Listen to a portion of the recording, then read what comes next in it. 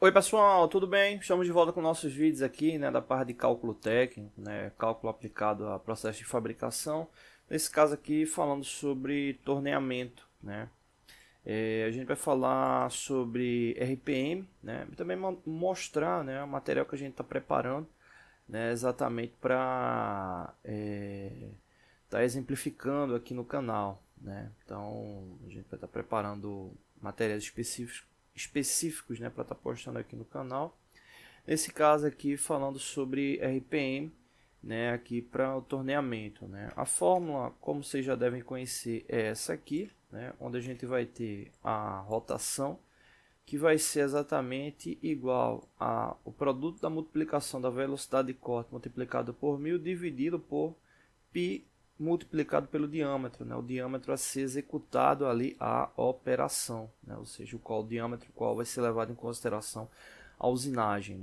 O que acontece, um detalhe que muita gente fica com dúvida, nesse tipo de análise, é exatamente levando como referência, a característica de por que algumas informações constam ali na fórmula, e principalmente a questão da velocidade de corte. Muitos estudantes acabam associando a velocidade de corte, de forma direta a RPM. E na verdade a velocidade de corte é o que você quer atingir durante o processo de usinagem. Ou seja, durante o processo de usinagem, lá do torneamento, a peça ela vai estar rotacionando. Então, quando a peça estiver rotacionando, estiver por revolução, você vai ter o contato da ferramenta em relação à periferia da peça. E esse contato faz exatamente com que se tenha necessidade de se ter a referência da velocidade de corte conforme a indicação ali do fabricante. Então, quando você calcula RPM, é exatamente para garantir que aquela velocidade de corte ela seja aplicada. E como a gente tem esse contato da periferia da peça em relação à ferramenta, um dos pontos principais é exatamente o perímetro da peça, ou seja, o comprimento desse segmento circular. Isso interfere diretamente ali na rotação. É muito comum você ver pessoas que estão iniciando na área industrial ter aquela ação, um diâmetro menor vai ter uma rotação menor, um diâmetro maior vai ter uma rotação maior, e muito pelo contrário, é inversamente proporcional.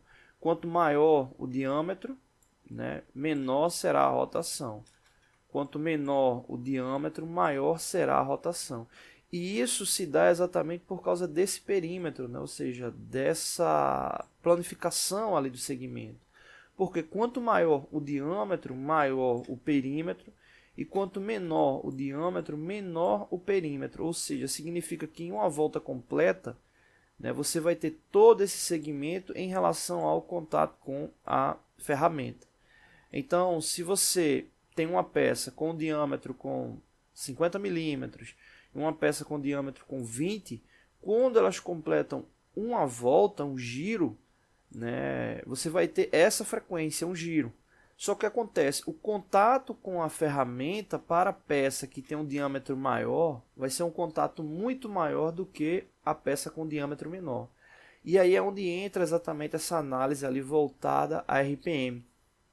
Para quem gosta de parque de diversões, às vezes você vê um brinquedo que ele não tem uma rotação tão elevada, mas ele dá aquela relação de velocidade tangencial alta exatamente por causa da sua circunferência ser relativamente grande. Então, por isso que você tem essa ação.